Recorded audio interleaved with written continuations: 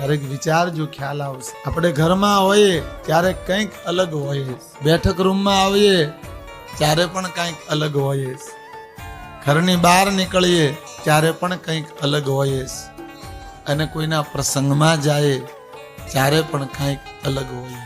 ઘરમાં તમે થોડા ઘણા વ્યસ્ત હો, પછી કોઈ મહેમાન આવે, બેઠક રૂમમાં જાઓ તો કપડાં સરખા કરી નાખો, વાળ મોઢું બરાબર કરી અને બેઠક રૂમમાં જે આવેલી વ્યક્તિ એની મુલાકાત આપો. ઘરમાં હતા એ બેઠક રૂમમાં નથી, એમાં થોડા વ્યવસ્થિત છો. પછી બેઠક રૂમમાં આવેલી વ્યક્તિ એમ કે ભાઈ ફલાણા ભાઈને ઘરે જાવું છે ને તમારે હથવારો કરાવવો પડશે, એને ઘરે પહેલા વહેલા જાય છે, ઘર જોયું નથી, તમારી ઓળખાણે આ ગામમાં આવ્યા છે, તો તમે શું કહેશો? હા ભલે ભલે હું આરે આવું, પણ જરા કપડાં બદલી લો, જરા વ્યવસ્થિત થઈ જાય.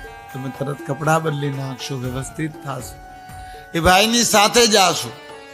હવે ત્યાં ગયા ને એ ભાઈ કીધું કે ભાઈ ફલાણું છે અને આપણે બધાએ ફલાણા ભાઈની ત્યાં એક ઉત્સવ છે અને ત્યાં મંચ ઉપર આપણે બધાએ જવું પડશે, ત્યાં તો પ્રસંગમાં લગ્નમાં જવું પડશે. તો તમે પાછા કહો કે ભાઈ હું તો તમારા ઘર સુધીની તૈયારી કરીને આવ્યો હતો, જો એના પ્રસંગમાં જ આવવાનું હોય અને આજે જ નીકળવાનું હોય તો હું થોડા સારા નવા કપડાં પહેરી આવું, કારણ કે ઉત્સવમાં જાઉં છે. તો તમે પાછા બદલાય. યાની જીવનમાં ફેરબદલ તમારી ને મારી અખંડ વ્રતિ છે.